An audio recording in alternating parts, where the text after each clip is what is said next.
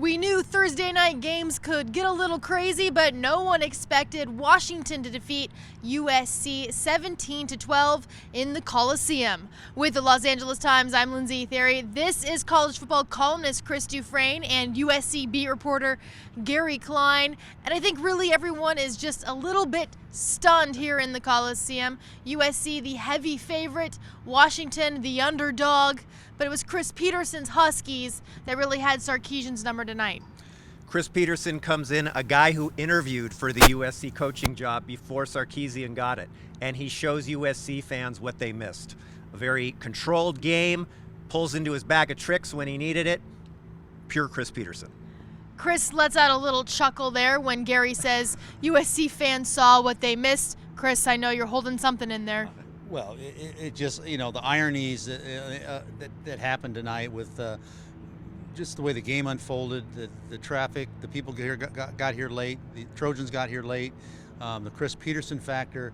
It was a complete and total disaster, I think, from the USC perspective. And be interesting to see what happens now. It was a complete and total identity crisis for USC.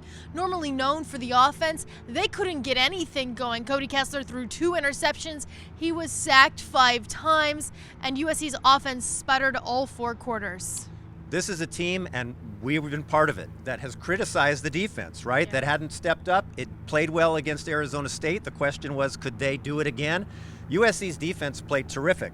Couple of mistakes here and there, but really, they held up their end of the bargain. The offense, 1 for 13 on 3rd down. And as you mentioned, Cody Kessler struggled tonight. Chris, USC's first back-to-back home losses since the Pete Carroll era. What's that mean for Steve Sarkisian? Well, it means that they can't lose anymore. I mean, it's the thing about college football is that every time you say it's over, it's something happens. Alabama, the dynasty was over 2 weeks ago when they lost at home to Ole Miss. Then they go to Georgia and win, and now they're back. I'm not saying that's what is going to happen with USC, but they have 2 games. Their next 2 games are against number 15 and number 5. If they win both those games, I'm not saying they can, but if they do, they'll be back at around 11 or 12 in the polls before Halloween.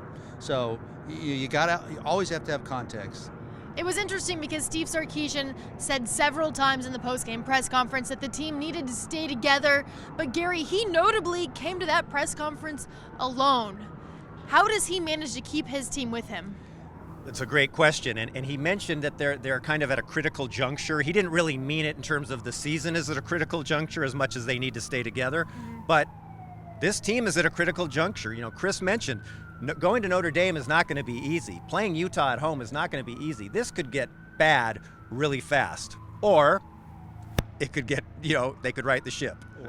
Or they could split the 2 games, and then it's just going to drag out for the rest of the year in a conference where, and I said this is not a bulletin that there's going to be a lot more losing in this conference. This is a tough conference, and nobody's going to get through undefeated. You can mark it down.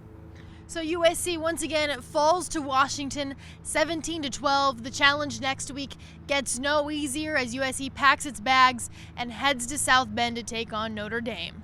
With Chris Dufresne and Gary Klein, I'm Lindsay Theory. Be sure to check out the Los Angeles Times for all the latest on the Trojans and complete game coverage.